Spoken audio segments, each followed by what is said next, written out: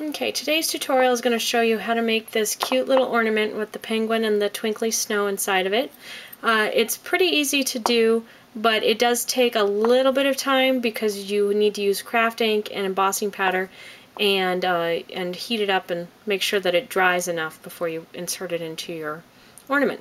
So what we're going to do first is I have cut a piece of acetate using my Big Shot, and it's from the scallop circle number 2. I don't know if you can really see the edges well, but it's enough to fit inside my ornament. Then I'm going to punch a hole in one of the scallops, so that will be my top where my ribbon goes through and adheres to, or actually holds my ornament together. The next thing I'm going to do is I'm going to stamp my penguin, and the stamp comes from the stamp set Punch Pals. It's in the current catalog. Now be careful when you're stamping on acetate that you don't rub it, because otherwise you will get a blurred image. So just give this a few seconds to dry, and then you're going to take some Sharpie markers and color in the lines. And if you have bigger Sharpies, that's fine too. It just depends on what image you're using and what kind of line definition you want. So just color it all in. Sorry, it's going to take me a couple seconds.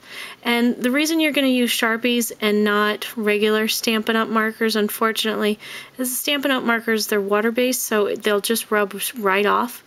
So you need something that will stay on the acetate and will not come off when you fold it or touch it or anything. Now, if you want to freshen up the stamped lines in any way you can, it's not really going to matter when you have your finished product. Okay, so there's the black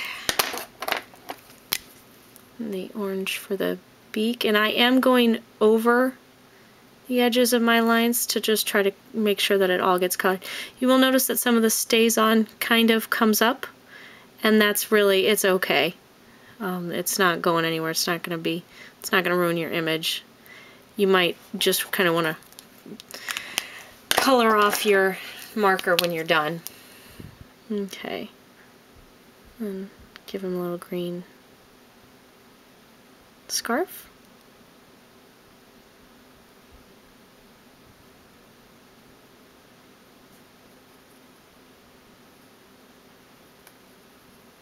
Okay.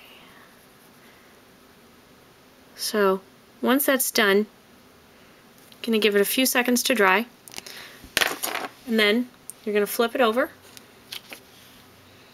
and you're actually going to use craft ink to paint directly onto the back of the image. This will help the colors pop on the front, and then also give the penguin his body. Now I just put it on my paintbrush directly because you don't want too thick of a coat. If it's too thick, it will take a very long time to dry. And when I mean long time, I mean several days to dry, even if you heat it, because you don't want to heat it to the point where it will bend the acetate, because that's a distinct possibility if you heat it for too long when trying to dry it. Okay.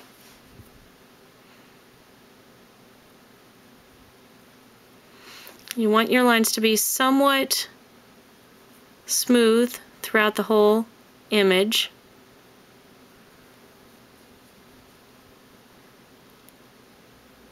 And you don't need a ton, but you need enough to cover all of your bases. Again, it's okay if there are lines, those will tend to kind of go away, but you do want to try to make sure that the middle, the body of the penguin, is at least completely covered in a consistent manner. Okay, so now I've covered my penguin with craft ink. I'm going to dip him into my iridescent ice embossing powder, shake him off. Now it's okay that some of the embossing powder has gotten on the rest of the acetate.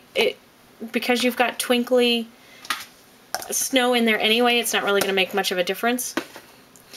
Okay, so now I'm going to heat until it melts it and cures it, which means it'll dry out any of the moisture, so when I roll it up, it won't put white anywhere else on the image.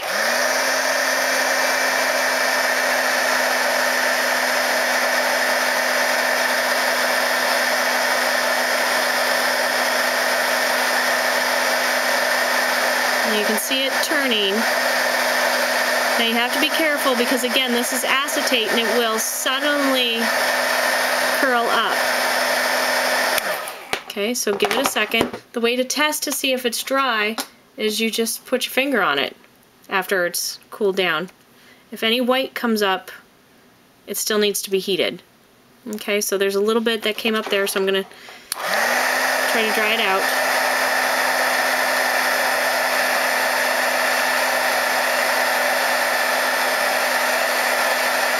Okay, so now I've got my stamped penguin, and it looks pretty good. Okay, I'm gonna set this aside and I'm gonna fill my bulb. I got what's called twinkle flakes, and I wish there was an easier way to funnel this in, but there really isn't, so I just kind of have to put it in by hand. It doesn't take too long. It is a little bit messy, but it shakes off into your, I'm using it in my Stampin' Pals, so I can just funnel it back in to the bag when I'm done.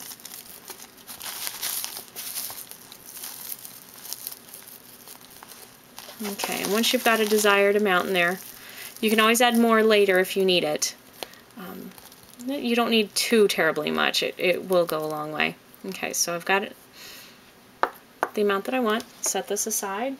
I'll shake off my excess because I'll just get everywhere.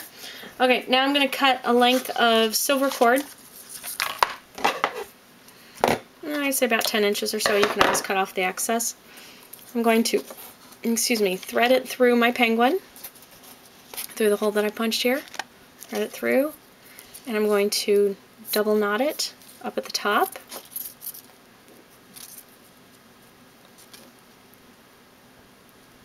Like so. Okay.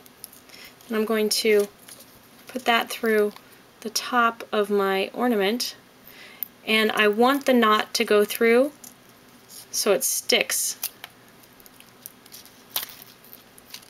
because then that way it won't fall down. Okay, then the way to get it into your bulb is quite easy. You just roll it up on itself. Okay. And don't worry, you won't tear any of the edges, but this is why it's important to have the white be cured, because otherwise it will rub off on itself and then your image will look kind of funny. So just, oh my goodness.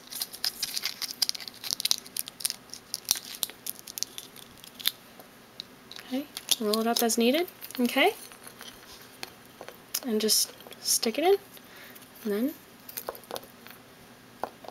push on the sides, and voila, you have your ornament. Good luck, enjoy, and have fun doing it.